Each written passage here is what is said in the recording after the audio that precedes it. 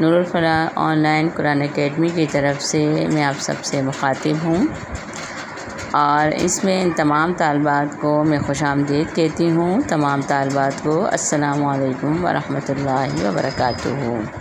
میرا نام نبیلہ گوہر ہے، اور انشاءاللہ تعالی میری پوری کوشش ہوگی کہ میں اس کلاس میں آپ کو اس بارے میں سمجھا سکوں کہ اس کلاس میں ہم نے آج جو چیز سمجھنی ہے وہ یہ ہے کہ تجوید کی اہمیت اور اس کو سمجھنا، اس کو قواعد کے ساتھ پڑھنا کیوں ضروری ہے۔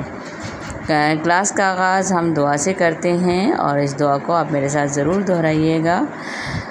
اللہم اجعل القرآن ربیع قلبی ونور صدری وجلاء حزنی وذہاب ہمی وغمی۔ اے اللہ، قرآن کو میرے دل کی بہار، میرے سینے کا نور، اور میری پریشانیوں کی دوری اور میرے رنج و غم کا مداوا بنا دیجیے، آمین ثم آمین۔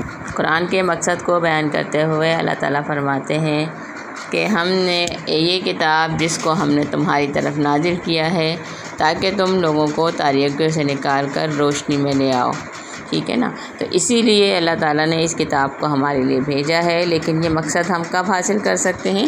جب ہم ان 5 حقوق کو ادا کرتے ہیں جو کہ قرآن کے حق ہیں ہمارے لیے، تبھی ہم اس سے حقیقی فائدہ حاصل کر سکتے ہیں۔ سب سے پہلا حق ہے کہ اس پر ایمان لے کر آئیں، جیسا کہ ایمان لانے کا حق ہے۔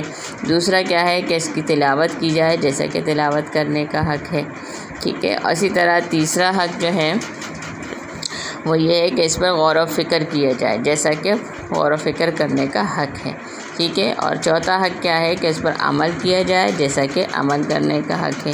اور 5واں حق کیا ہے کہ اس کو دوسروں تک پہنچایا جائے، جیسا کہ پہنچانے کا حق ہے، ٹھیک ہے۔ تو یہ بات تو ہم اپنے ذہن نشین کر لیں کہ ان حقوق کو ادا کرنے کے بعد ہی ہمارے اندر اللہ تعالیٰ جو ہے ہمیں اس اندھیرے سے نکال کر روشنی کی طرف لے کر آئے گا انشاءاللہ۔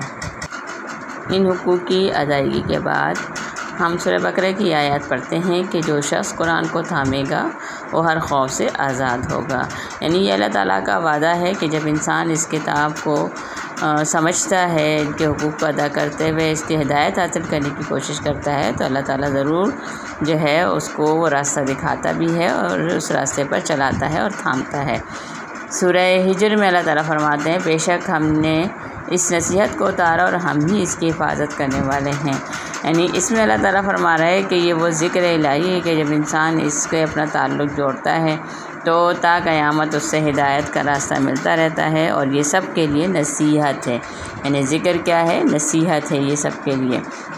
اس کے ساتھ ساتھ قرآن کی آیت کے ساتھ ساتھ حدیث میں بھی اللہ تعالیٰ اللہ کے رسول صلی اللہ علیہ وسلم نے بات فرمائی کہ خیرکم من تعلم وعلمہ، تم میں سے بہتر وہ ہے جو قرآن سیکھے اور سکھائے۔ یعنی کہ یہ بات بھی طے شدہ بات ہے کہ اللہ اور اس کے رسول کی نظر میں وہ انسان سب سے بہترین شخص ہے جو قرآن سے اپنا تعلق جوڑتا بھی ہے اور دوسروں کو بھی اس کا راستہ دکھاتا ہے۔ اس کے علاوہ ہم ایک بات اور بھی سمجھ لیں کہ یہ قرآن کا معجزہ ہے کہ اللہ تعالیٰ نے ویسے تو کتابیں 3 اتاری تھی پہلے، لیکن اس کے بعد اللہ تعالیٰ نے 4تھی کتاب اتاری قرآن مجید کی صورت میں۔ اور یہ قرآن کا حیران کن معجزہ ہے کہ ان تمام کتابوں کی اصلیت جو ہے وہ موجود نہیں رہی، کیونکہ یہود و نصارہ نے اس میں تبدیلی کر دی۔ اور جب اس کے علاوہ قرآن ایک ایسی کتاب ہے جس کی حفاظت کا ذمہ خود اللہ تعالیٰ نے لیا، اور یہی بات ہمارے سامنے رکھی کہ یہ وہ کتاب ہے جسے قیامت تک اللہ تعالیٰ جو ہے خود اپنی حفاظت میں رکھے گا، اور اسی طرح ہر مومن مسلمان جو ہے وہ اس سے ہدایت حاصل کرتا رہے گا، کیونکہ قرآن کا مطلب ہی یہی ہے کہ بار بار پڑھی جانے والی کتاب۔ یعنی باقی جتنی بھی کتابوں کے نام ابھی آپ کے سامنے سلائیڈ میں گزریں، وہ ساری ایسی کتابیں ہیں، ایسے مضامین ہیں جس کو پڑھنے کے بعد انسان یہی سوچتا ہے کہ بھئی ہم اس کے سب سمجھ گئے، اب ہمیں اسے پڑھنے کی ضرورت نہیں ہے۔ لیکن قرآن ایک ایسی کتاب ہے جس کو بار بار پڑھنے سے اللہ تعالیٰ ایک نئی روشنی اور نئی ہدایت بندے کے سامنے رکھتا ہے۔